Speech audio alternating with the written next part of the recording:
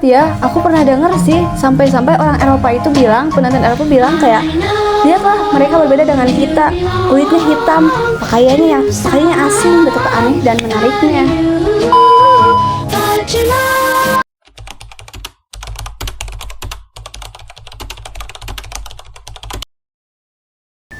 Nah, kita di sini akan menceritakan kisah mengenai Hyunju, sejarah dunia yang tidak banyak orang ketahui. Dikutip dari akun X atau sering dikenal Twitter dengan username @davis. Pada abad ke-19 hingga awal abad ke-20, dunia pernah menyaksikan praktik kelam yang tidak manusiawi, sering dikenal dengan Hyunju atau kebun binatang manusia. Fenomena ini muncul bersamaan dengan kolonialisme Eropa di Afrika dan Asia. Di banyak kota besar Eropa seperti Paris, Berlin, London, atau bahkan hingga Amerika Serikat, manusia dari Afrika, terutama suku-suku seperti Pygmy, Zulu, atau orang-orang dari Kongo, dibawa keluar benua mereka, lalu dipamerkan di kandang atau ruang terbuka. Mereka dijadikan tontonan publik layaknya satwa eksotis. Oh, ngeri banget ya. Aku pernah denger sih, sampai-sampai orang Eropa itu bilang, penonton Eropa bilang kayak, lihatlah mereka berbeda dengan kita, kulitnya hitam, pakaiannya asing, betapa aneh dan menariknya.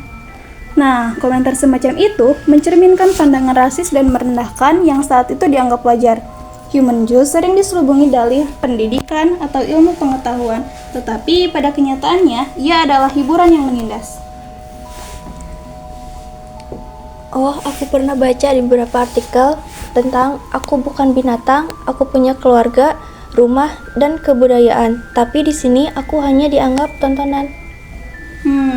Nah, mengenai hal itu, ternyata ada juga loh salah satu ceritanya, seperti salah satu kisah yang terkenal adalah tentang Ota Benga, seorang pria dari Kongo pada tahun 1904. Ia dibawa ke Amerika dan dipamerkan di Broadway, New York. Di kandang monyet, publik datang berbondong-bondong untuk melihatnya. Kehidupannya hancur hingga akhirnya ia meninggal dengan tragis.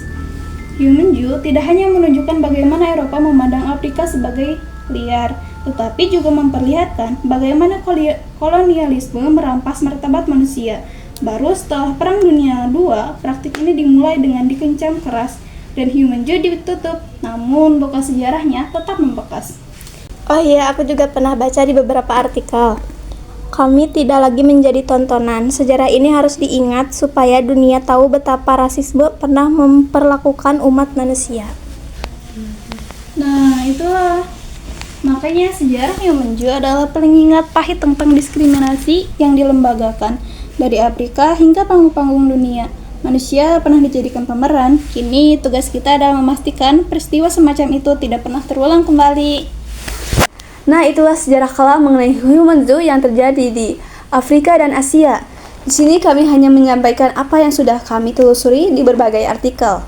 Kami meminta maaf jika ada beberapa kesalahan seperti kata atau cerita yang tidak sesuai. Kami dari kelompok 7, saya Sela Fitri Jayadina, Saya Rina Renjani. Saya Syarifah Maulidia. Saya Sri Puji.